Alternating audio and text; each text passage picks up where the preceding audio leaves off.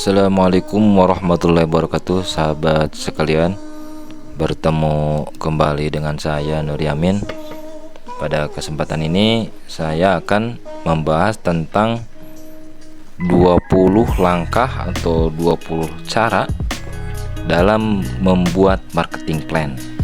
Apa itu marketing plan? Di sini saya akan menjabarkan satu demi satu atau panduan langkah demi langkah bagaimana caranya membuat marketing plan yang bagus. Oke. Marketing plan atau istilah lain adalah rencana pemasaran, merupakan sebuah rencana bisnis yang berisi strategi dan taktik pemasaran untuk mencapai tujuan bisnis. Nah, ingat ya, jadi marketing plan itu rencana pemasaran yang merupakan sebuah rencana bisnis yang berisi strategi dan taktik pemasaran untuk mencapai tujuan bisnis. Jadi sebuah marketing plan ini atau sebuah marketing plan yang baik akan membantu bisnis Anda dalam memahami pasar dan pesaing, serta membangun strategi yang efektif untuk memasarkan produk atau layanan Anda. Nah, pada kali ini silahkan simak satu persatu, langkah demi langkah, tahapan-tahapan dalam membuat marketing plan. Oke, langkah pertama adalah menentukan tujuan bisnis. Nah, dalam membuat marketing plan itu harus ada tujuan bisnisnya. Ini kita arahnya kemana, apa yang ingin dicapai dalam bisnis itu, dan dengan strategi pemasaran apa yang harus dibuat agar cita-cita atau capaian bisnis tersebut bisa tercapai.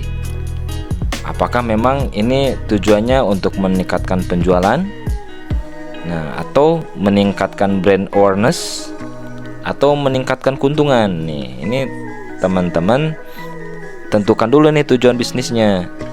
Nah, jadi kita sebelum tahap selanjutnya itu kita tentukan dulu apakah yang akan kita kejar atau target yang kita capai ini, apa kita mengejar brand, bagaimana caranya supaya brand ini semakin populer gitu misalnya, atau kita mengejar omset semata, bagaimana caranya agar omset ini meningkat gitu ya.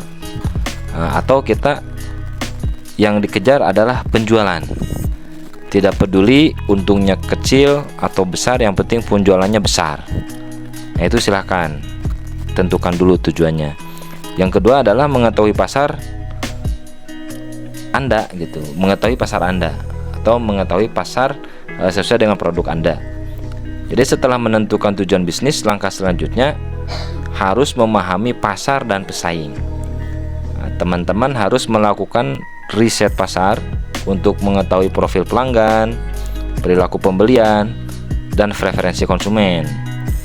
Nah, selain itu juga teman-teman harus mempelajari perilaku pesaing. Bagaimana caranya pesaing dalam menawarkan produknya, dan strategi apa yang dijalankan oleh pesaing. Ini harus diketahui, ini perlu di riset ya teman-teman. Langkah ketiga adalah menentukan target market.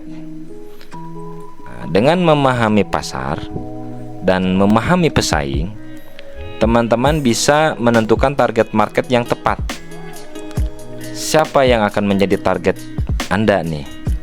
Nah, baik dalam produk Anda atau dalam pelayanan Anda, siapa nih yang akan menjadi targetnya? Apakah kalangan usia remaja, atau kalangan usia dewasa, atau kalangan usia tua, atau segmentasi pasarnya misalnya ya, ini untuk konsumen-konsumen yang berkecimpung di dunia kesehatan misalnya, atau di itu namanya niche market ya, atau di dunia elektronik dan lain-lain lah gitu ya. Nah, mengetahui target market yang jelas akan membantu teman-teman dalam menyesuaikan strategi pemasaran sesuai dengan kebutuhan. Yang keempat adalah menentukan value proposition. Jadi value proposition ini merupakan pernyataan unik yang menjelaskan keunggulan produk atau layanan Anda dibanding pesaing. Apa kelebihan produk Anda? Entah itu layanan atau entah itu produk dalam bentuk barang gitu. Apa yang menjadi nilai lebihnya? Itu yang dimaksud dengan value proposition. Sehingga bisa memancing konsumen-konsumen teman-teman atau konsumen Anda nanti akan berminat terhadap market Anda. Yang kelima adalah menentukan marketing mix. Nah, ini tentunya sudah tidak asing ya teman-teman mendengar istilah marketing mix. Ini kan ada 4. Ada produk, ada price atau harga, ada place atau tempat, ada juga promotion, itu promosi. Jadi menentukan marketing mix yang tepat itu akan membantu teman-teman dalam memenuhi kebutuhan dan keinginan target pasar teman-teman. Teman-teman juga harus mempertimbangkan budgeting yang tersedia untuk mengembangkan strategi pemasaran. Ingat, marketing mix itu kan ada 4: produk, price, place, dan promotion. Itu tinggal dikemas saja. Apakah bermain di produk yang benar-benar unik gitu ya, atau bermain dari harga. Bermain di harga kan bermacam-macam ya. Ada harga mahal tapi diskon besar, ada harga murah tapi net tidak ada diskon, ada juga harganya standar dengan diskon yang standar juga. Langkah keenam adalah membuat rencana konten. Tentunya sekarang meskipun teman-teman berkecimpung di dunia bisnis secara offline, ini memang sangat penting kita berkolaborasi atau kita mengikuti perkembangan era yang terjadi saat ini.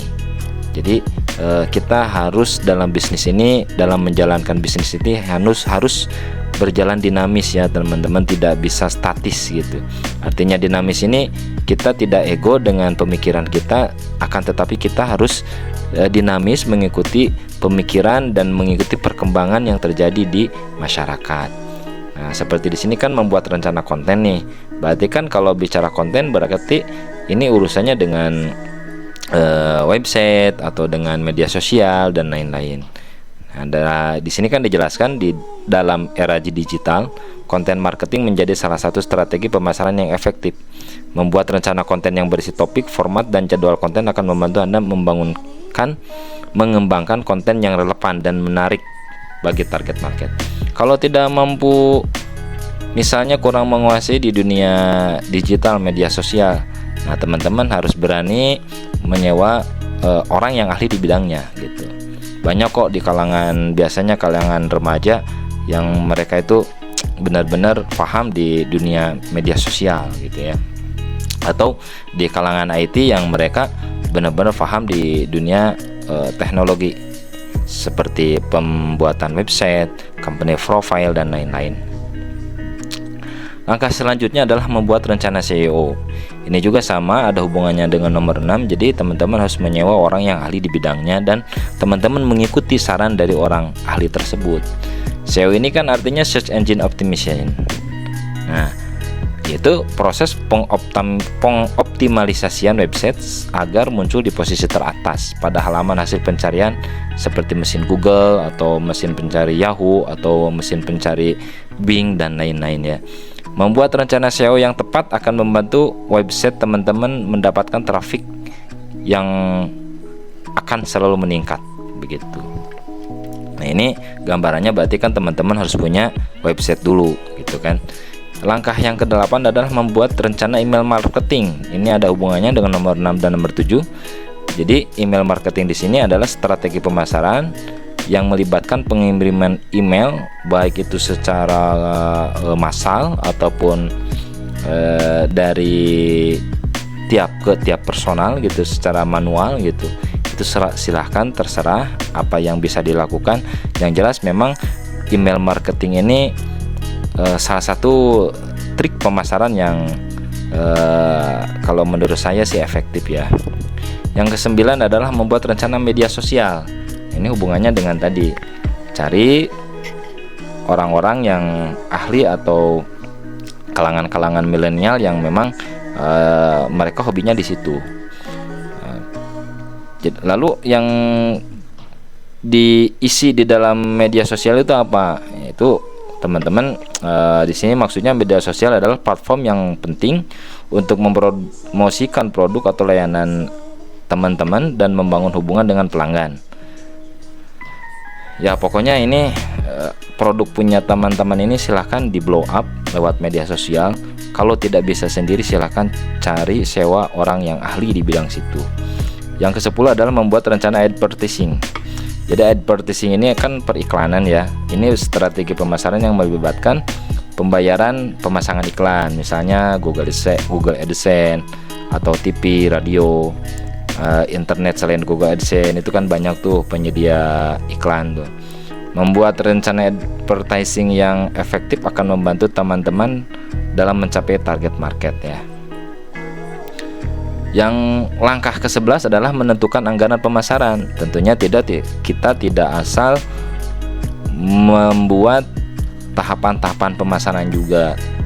Kita harus mengalokasikan dan menganggarkan atau memperhitungkan berapa banyak anggaran atau budgeting dalam menjalankan langkah-langkah yang sudah kita rumuskan begitu ya teman-teman. Yang nomor langkah ke-12 adalah menentukan metrik dan KPI. Dalam memantau efektivitas strategi pemasaran Anda, tentukan metrik dan Key Performance Indicator atau KPI yang akan diukur.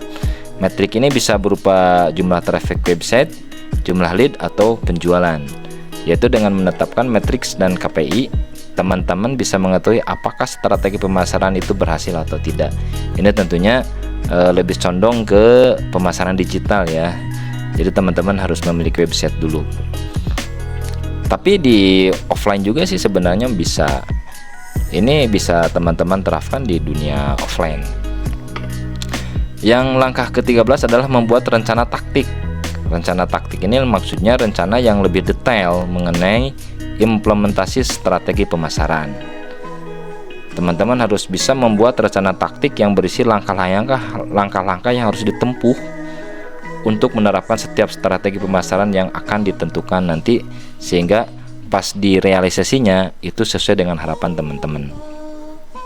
Langkah ke-14 adalah menentukan timeline. Menentukan timeline ini sangat penting dalam rangka memastikan bahwa setiap strategi pemasaran yang ditetapkan itu dapat terimplementasi dengan tepat waktu.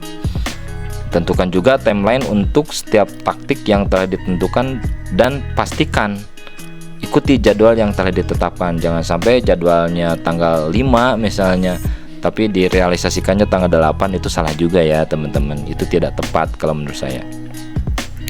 Langkah ke-15 adalah menyiapkan rencana krisis. Nah ini yang jarang kita perhatikan ya. Jadi rencana krisis ini adalah rencana yang harus disiapkan apabila terjadi situasi krisis yang bisa mempengaruhi bisnis kita. Persiapkan rencana krisis yang berisi langkah-langkah yang harus diambil jika terjadi sesuatu yang tidak diinginkan. Jadi ini masuknya ke manajemen risiko. Langkah ke-16 adalah menyiapkan tim pemasaran. Tentunya kita tidak bisa berjalan sendiri, harus ada tim, mungkin 1 atau 2 bahkan 3 tim yang harus kita rekrut dalam menjalankan strategi pemasaran. Langkah ke-17 adalah membuat rencana pelatihan. Nah, di sini maksudnya simulasi ya. Ketika tahapan-tahapan dalam membuat marketing plan itu tahapan 1 sampai sekian sudah dirumuskan, itu coba disimulasikan dan diadakan pelatihan dengan tim gitu. Buat rencana pelatihan yang isinya topik-topik yang harus dipelajari ketika nanti direalisasikannya itu supaya benar-benar bisa terbukti gitu ya, bisa dijalankan dengan baik. Langkah 18 adalah memonitor dan mengukur hasil. Ini masuknya ke evaluasi. Setelah menerapkan strategi pemasaran yang telah ditetapkan, penting untuk memonitor dan mengukur hasilnya. Biasanya lakukan evaluasi berkala, baik per 1 minggu, per 2 minggu, atau per 1 bulan, atau per 3 bulan. Silahkan lakukan evaluasi terus-terusan demi revisi. Kalaupun memang sudah betul, itu bagaimana caranya supaya bisa teroptimalisasi atau bisa meningkat ya. Nah, ini hubungannya dengan nomor 19. Langkah ke-19 adalah mengoptimalkan strategi. Jadi jika setelah dilakukan evaluasi ternyata itu hasilnya baik, maka lakukan lagi perbaikan yang lebih baik, sehingga taktik dan langkah-langkah dalam menjalankan marketing plan ini bisa lebih meningkat lagi. Langkah yang ke-20 adalah menyusun rencana revisi. Nah, ini marketing plan ini kan harus fleksibel, dapat disesuaikan dengan perubahan yang terjadi di lingkungan bisnis, sehingga penting untuk menyusun rencana revisi yang bisa digunakan jika terjadi perubahan di lingkungan atau di lapangan ya. Atau jika strategi pemasaran yang ditetapkan tidak berhasil, itu teman-teman bisa menerapkan strategi yang lain gitu. Jadi kesimpulannya, dalam membuat marketing plan itu sangat penting sehingga atau agar dapat mengarahkan bisnis teman-teman menuju kepada keberhasilan dengan mengikuti panduan langkah demi langkah yang barusan disebutkan, atau mungkin teman-teman punya langkah-langkah sendiri, silahkan. Itu yang penting itu bisa membuat marketing plan efektif dan penjualan atau omset itu bisa meningkat. Ingat juga bahwa marketing plan harus fleksibel dan bisa disesuaikan dengan perubahan yang terjadi di lapangan. Jadi teman-teman harus sering-sering evaluasi dan optimalisasi strategi pemasaran agar tetap efektif dalam mencapai target bisnis teman-teman ya. Mungkin sekian dari saya, semoga ini dapat bermanfaat. Terima kasih. Assalamualaikum warahmatullahi wabarakatuh.